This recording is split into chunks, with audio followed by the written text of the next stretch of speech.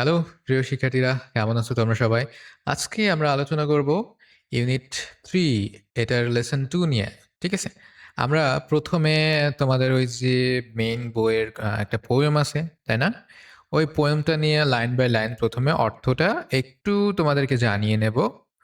এবার তারপরে আমরা ভোকাবুলারি গুলা দেখব, অর্থাৎ শব্দের অর্থগুলা সিনোনিম, অ্যান্টোনিম সহকারে দেখব এবং তারপরে আমরা এই কবিতাটার সুন্দর করে ব্যাখ্যা ও বিশ্লেষণ করব। তো ১ম এ আমরা লাইন বাই লাইন বাংলা অর্থটা আগে দেখে নিই। ঠিক আছে? ওকে, তোমরা বইটা বের করো। বইটা বের করে ১ম লাইনে হাত দাও এবং দেখো সেখানে লেখা আছে, "happy the man whose wish and care" সেই মানুষই সুখী যার ইচ্ছা ও চিন্তা a few paternal acres bound পিতৃসূত্রে পাওয়া অল্প কিছু জমির মধ্যেই সীমাবদ্ধ। ঠিক আছে? তার মানে এক কথায় বলছে সুখী সে সকল মানুষরা যারা বাবার কাছ থেকে যে সকল অল্প জমি জমা জায়গা সম্পত্তি যেটা পায় সেটাতে যারা সন্তুষ্ট থাকে। ঠিক আছে? তো এখানে আছে প্যাটার্নাল। প্যাটার্নাল মানে হচ্ছে পিতৃসূত্রে পাওয়া। ঠিক আছে? প্যাটার্নাল। অ্যাকার্স মানে হচ্ছে এখানে জমি বোঝানো হয়েছে। অ্যাকার্স দ্বারা। ঠিক আছে? এটা আসলে একর এটার অর্থ। বাউন্ড মানে হচ্ছে সীমাবদ্ধ থাকা। ঠিক আছে? বা বদ্ধ থাকা। তারপরে দেখো contained to breathe his native air. Contained to breathe his native air in his own ground. যে নিজের দেশের বাতাসে শ্বাস নিতে কি থাকে? content to মানে সন্তুষ্ট থাকা। ঠিক আছে? breathe his মানে শ্বাস নিতে his native air তার নিজের যে জমিন সেই জমিতে নিজের দেশে শ্বাস নিতে যে সন্তুষ্ট থাকে in his own ground যার নিজের জমিতে বসবাস করে। তাহলে এখানে সুখ শান্তির যে একটা ডেফিনিশন সেটা কি বলল? প্রথমত অল্পতে সন্তুষ্ট থাকা। দ্বিতীয়ত নিজের আ দেশে বা নিজের এলাকায় বাস করা। ঠিক আছে? এই যে বিষয়টা এটা ঠিক আমার যে আ আমার যে মনস্তাত্ত্বিক বা আমার যে চিন্তাভাবনা সেটার সাথে এটা অনেকটাই কিন্তু মিল। আমিও চাই যে একেবারে অল্পতে সন্তুষ্ট থাকতে। তো তোমরা যদি অল্পতে সন্তুষ্ট থাকো তাহলে দেখবা যে কখনোই আসলে দুঃখী হবে না। ঠিক আছে? প্রকৃত সুখ যেটা সেটা তোমরা লাভ করতে পারবে। অন্যথায় যদি অল্পতে সন্তুষ্ট না হও, তোমার কাছে কিন্তু যতই আ তুমি পাও না কেন তাতে কোনো সুখ বা কোনো খুশি তোমার মিলবে না। তারপরে আরেকটা বিষয় যেটা সেটা হচ্ছে নিজের জায়গাতে থাকা। নিজের যে মাতৃভূমি, নিজের যে স্থান, জন্মভূমি সেইখানে থাকার শান্তিটাই কিন্তু আলাদা। ঠিক আছে? ওকে। Whose heart with milk, whose fields with bread.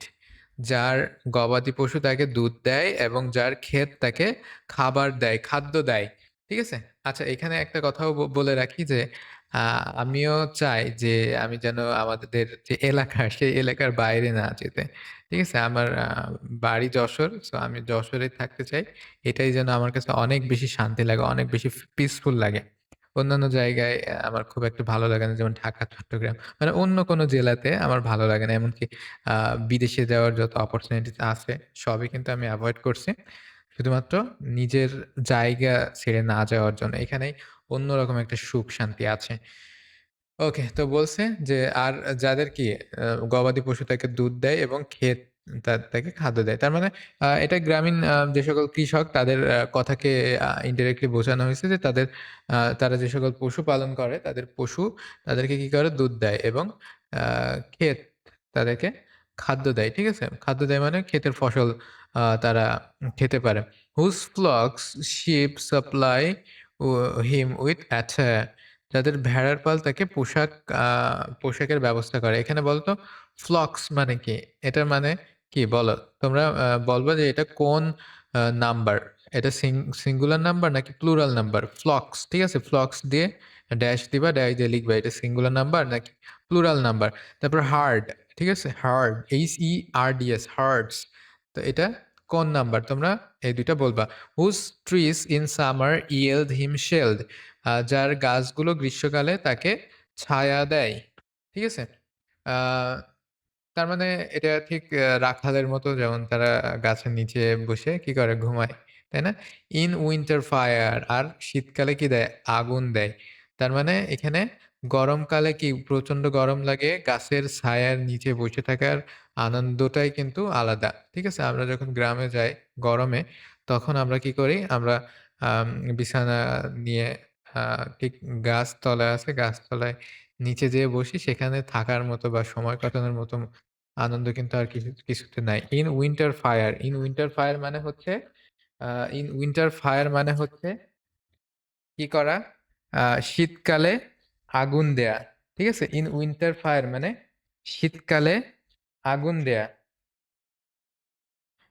Next চলো আমরা দেখি ব্লেসড হু ক্যান আনকনসার্নডলি ফাইন ধন্য সেই ব্যক্তি যে দুশ্চিন্তা ছাড়াই কি দেখতে পারে। ব্লেসড হু ক্যান ব্লেসড মানে হচ্ছে ধন্য সেই ব্যক্তি হু ক্যান আনকনসার্নডলি ফাইন্ড যে দুশ্চিন্তা ছাড়াই কি দেখতে পারে মানে খুঁজতে পারে। কি খুঁজতে পারে? শান্তি খুঁজতে পারে, তাই তো? Hours, day and year slide of away.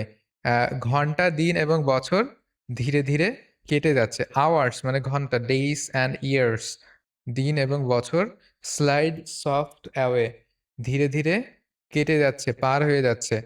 A in health of body মানে কি? শরীরের সুস্থতা। পিস অফ মাইন্ড মানে মনের শান্তি। ঠিক আছে? Quiet day quiet by day মানে দিনে শান্তভাবে। Ah in healthy of body তার মানে কি? শরীরের সুস্থতা। ইন হেলথি অফ বডি শরীরের সুস্থতা অ্যান্ড হচ্ছে piece of mind. Piece of mind মানে হচ্ছে মনের শান্তি। কোয়াইট আ বাই ডে দিনে শান্তভাবে। তাহলে এখানে তোমরা একটু আ খেয়াল করো যে আমরা যে চ্যাপ্টারটা পড়তেছি এটা কিন্তু শরীর এবং মনের সুখ নিয়ে, তাই না? আমরা ১ম এ বলেছিলাম শরীর এবং মনের সুখ কিন্তু ওতপ্রোতভাবে জড়িত। শরীর ভালো না থাকলে মন ভালো থাকবে না।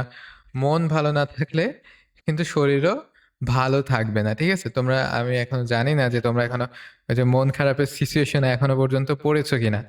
তো তোমরা যত বড় হবে তোমাদের কাঁধে তত দায়িত্ব, তত বোঝা আস্তে, আস্তে আসতে থাকবে। তোমাদের থেকে যারা বড় তাদেরকে দেখবা যে তারা অনেক কষ্টে আছে। ঠিক আছে? আচ্ছা, তো এখানে তোমরা ২ টা জিনিস খেয়াল করো যে ধন্য সেই ব্যক্তি যারা দুশ্চিন্তা ছাড়াই কিন্তু সা নিজেদের যে সকল আ সময়, দিন, আ বছর এগুলা যাদের দুশ্চিন্তা মুক্তভাবে কাটতে পারে। ঠিক আছে? In a health of body, piece of mind. ঠিক আছে? শরীরের যাদের সুস্থতা থাকে এবং মনে যাদের শান্তি থাকে দিনের পর দিন। ঠিক আছে? কোয়াইট বাই ডে দিনে শান্তভাবে। সাউন্ড স্লিপ বাই নাইট মানে কি? আম সাউন্ড স্লিপ বাই নাইট রাতে গভীর ঘুম। স্টাডি অ্যান্ড এজ পড়াশোনা ও বিশ্রাম। ঠিক আছে? তো সাউন্ড স্লিপ বাই নাইট বলতে এখানে বোঝানো হয়েছে যে রাত্রে কি হবে? ভালো একটা ঘুম হবে এবং সাথে পড়াশোনা থাকবে কিংবা বিশ্রাম থাকবে। সবই থাকবে যে জীবনে। ঠিক আছে? তো এখানে আ তোমার ঘুমটা কিন্তু খুবই গুরুত্বপূর্ণ। অনেকে আছে দেখবা যাদের ঘুম হয় না। ঘুম না হওয়ার মতো কষ্ট কিন্তু পৃথিবীতে নাই। আবার কেউ, কেউ আছে দেখবা যে প্রচুর পরিমাণে ঘুমায় তাও তাদের ঘুম ভাঙে না। তো এমন একটা নাটক বা অনুষ্ঠান আছে দেখছিলাম অনেক আগে যখন ক্লাস 10 এ পড়তাম। ঠিক আছে? তখন একটা নাটক দেখছিলাম 'ঘুম বাবু' নামে একটা নাটক। আ তো সেই নাটকে কি হয়েছিল? একজনের মানে প্রচন্ড ঘুম আসে। সে কি করে? সে আম প্রচন্ড ঘুম আসে সে কারণে সে সুসাইড করতে চায়। আচ্ছা। আর আরেকজন যখন যায় সুসাইড করতে, আ তখন আরেকজন আম আরেকজনে দেখে যে সুসাইড করতে যায়। কেন? কারণ তার রাত্রে ঘুম হয় না। তার কখনোই ঘুম হয় না। ঠিক আছে? সো একটা সাউন্ড স্লিপ মানে কি? সাউন্ড স্লিপ মানে একটা সুন্দর ঘুম দরকার হয়। গভীর রাতে সুন্দর ঘুম দরকার হয়। এমন হলেও হবে না যে খুব বেশি ঘুম এবং এমন হলে হবে না যে খুব কম ঘুম। একটা মোটামুটি ঘুম কিন্তু থাকতে হবে। ৭ থেকে ৮ ঘন্টা আ মিনিমাম কিন্তু ঘুমানো ভালো। ঠিক আছে? ঘুম যদি ভালো না হয় তাহলে কি হবে না? মন ভালো থাকবে না। ব্রেইন ভালো থাকবে না, তোমার ব্রেইনটা ঠিক মতো কাজ করবে না। Okay? And innocence which most does place. তার মানে ইনোসেন্স মানে হচ্ছে পবিত্রতা। পবিত্রতা মানে কি? যারা একেবারে শিশুর মতো, শিশুসুলভ, যারা একেবারে মানে কোনো কিছু বোঝে না বা কোনো পাপ করে নাই। ঠিক আছে? মানে পবিত্র এক কথায়। আম ইনোসেন্স মানে কি? নিষ্পাপ, যে কোনো পাপ করে নাই। তাই না? হুইচ মোস্ট ডাজ প্লেস, যা সবথেকে বেশি আনন্দ দেয়। Okay. Together mixed sweet recreation. Okay. Then with meditation, ধ্যান এবং চিন্তাভাবনার সাথে। তাহলে যখন ধ্যান এবং চিন্তাভাবনা করা হবে, তুমি যখন গভীর ভাবে কোনো কিছু চিন্তা করবা, তখন দেখবা যে তুমি ওই চিন্তাভাবনার ভেতরে কেমন ডুবে গেছে, এবং সেই জিনিসটাও তোমাকে অনেক বেশি কিন্তু আনন্দ দিবে, এবং ইনোসেন্স তোমাকে আ তোমার ভিতরে এনে দিবে। "Thus let me live unseen unknown." এভাবেই এই যে কথাটা শেষের যে চরণটা, এটা আমার সবথেকে favourite. "Thus let me live unseen unknown." এভাবে আমি বাঁচতে চাই অদেখা অজানা হয়ে। তার মানে কবি বলেছেন যে আ এমন না হোক যে আমি সবার ভিতরে খ্যাতি ছড়িয়ে বেড়াই, কিংবা সবাই আমাকে চিনুক অনেক বেশি খ্যাতি অর্জন করতে। তার থেকে বরং শ্রেয় কোনটা? যে আমি এই সুন্দর একটা জীবন আল্লাহ তাআলা সৃষ্টিকর্তা আমাদেরকে দিয়েছেন, এটাকে সুন্দরভাবে যাপন করতে চাই। আ এইখানে মানুষের ভিতরে খ্যাতি নিয়ে কোনো লাভ নেই। মানুষের ভেতরে খুব জানা নিয়ে কোনো লাভ নেই। অথচ এখন দেখা যায় যে মানুষের প্রবণতা হচ্ছে কি করা? অনেক ফেমাস হওয়া। দেখবা যে যারা অনেক ফেমাস ব্যক্তিবর্গ, তাদের কিন্তু জীবনটা মোটেও সহজ নয় বা সুখের না। ঠিক আছে?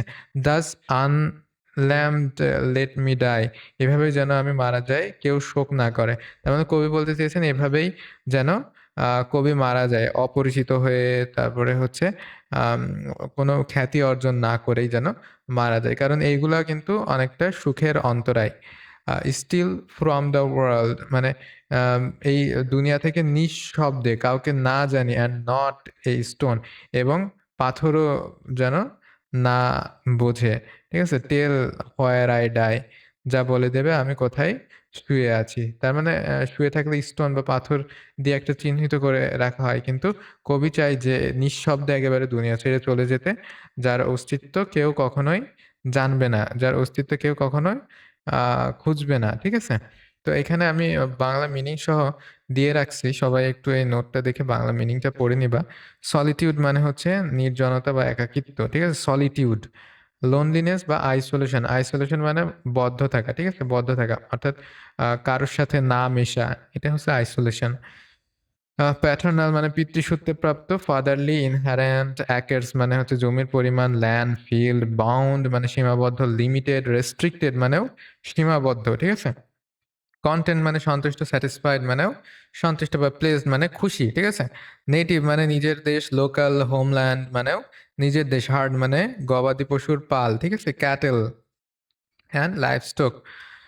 ফিল্ড মানে ক্ষেত বা জমি, ফার্মল্যান্ড মানে আবাদি জমি বা জমি। ফ্লক মানে হচ্ছে ভেড়ার পাল, শিপ গ্রুপ। অ্যাটায়ার মানে হচ্ছে পোশাক, ড্রেস, ক্লথিং। ইয়েল্ড মানে উৎপাদন করা বা প্রদান করা। ঠিক আছে? বা গিভ হতে পারে বা প্রডিউস হতে পারে। শেড মানে কি? ছায়া। ঠিক আছে? শেড মানে ছায়া। শেল্টার মানে ছায়া বা আশ্রয়। শ্যাডো মানে ছায়া। ঠিক আছে? ব্লেসড মানে ধন্য, সৌভাগ্যবান। Fortunate, happy. আনকনসার্ন আনকনসার্নডলি মানে দুশ্চিন্তাহীনভাবে। ঠিক আছে? আ কনসার্ন কনসার্নড মানে কি? আ চিন্তাগ্রস্ত হওয়া। ঠিক আছে? তো দুশ্চিন্তাহীনগ্রস্ত মানে যারা যার কোনো চিন্তা ভাবনা নেই বা দুশ্চিন্তা নাই এক কথায়। কামলি বা কেয়ারলেসলি। তার মানে সে খুব শান্তিতে মরতে চায়, এবং কোনো কিছুকে তোয়াক্কা না করে। ঠিক আছে? যেন কোনো কিছু তোয়াক্কা না করতে হয়। স্লাইড অ্যাওয়ে মানে ধীরে, ধীরে কেটে যাওয়া। পাস বা ফেড, ফেড মানে ধীরে, ধীরে খেয়ে যাওয়া, হাসা হয়ে যাওয়া। আচ্ছা। পেস মানে কি? পিস মানে শান্তি। কোয়েট মানে কোয়েট মানে হচ্ছে শান্ত, তোমরা জানো। সাইলেন্ট বা স্টিল মানে শান্ত।